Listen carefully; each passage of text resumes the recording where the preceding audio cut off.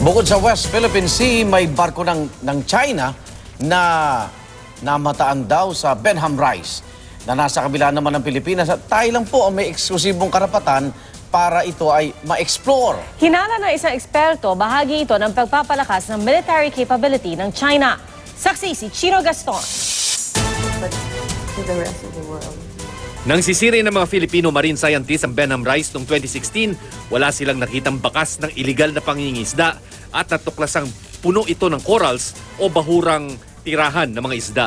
Ang dagat o water column ng Benham Bank natuklasang breeding ground ng iba't ibang isda, kabilang ang ilang mamahaling tuna, tulad ng Northern Pacific tuna na pinakamahal sa mundo na nabebenta sa halagang mahigit 200,000 piso ang kilo. Ang unang report dati, 120% coral cover siya kasi patong-patong siya kumbaga, tapos sobrang vast niya. Kaya naman swerte ang Pilipinas dahil sa ilalim ng UNCLOS, Pilipinas ang may eksklusibong karapatan para i-explore ang Benham Rice na mas malaki pa sa Luzon at bahagi ng ating extended continental shelf.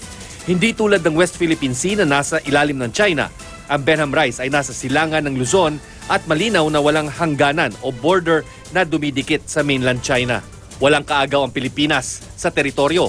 Pero kamakailan ay namataan daw ng ating Defense Department ang isang survey ship ng China na 3 buwang paikot-ikot sa Benham Rice mula gilid ng Batanes hanggang Surigao. I have ordered the Navy that if they see this survey ship this year, start to accost them and driving them away also from the eastern side of the Philippines. That survey ship had an accident inside ship when they were somewhere there in central Philippines, sa Pacific Ocean. What the ship did was to go to Surigao City, unloaded one patient, and left. Hindi raw malinaw kung ano talaga ang ginagawa ng Chinese survey ship sa Benham Rice. According to some, they're actually looking for a place for submarines.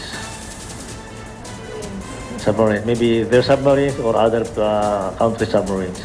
Bukod sa Benham Rice, namataan din daw ang ilang Chinese survey ship sa Recto Bank na nasa West Philippine Sea at 85 miles lang ang layo sa Palawan.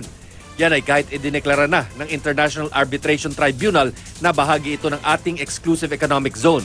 Desyembre ito inireport ng Defense Department sa DFA para iprotesta sa China. Most likely it's for military purposes kasi they're developing the blue water capability, tapos they want to be able to operate in that area.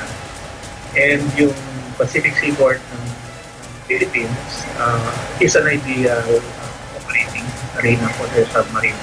Pinapacheck pa raw ng DFA kung may natanggap silang mga report mula sa DND hinggil sa insidente. Hindi naman sumasagot sa tawag ang Chinese Embassy. Ako si Chino Gaston, ang inyong saksi.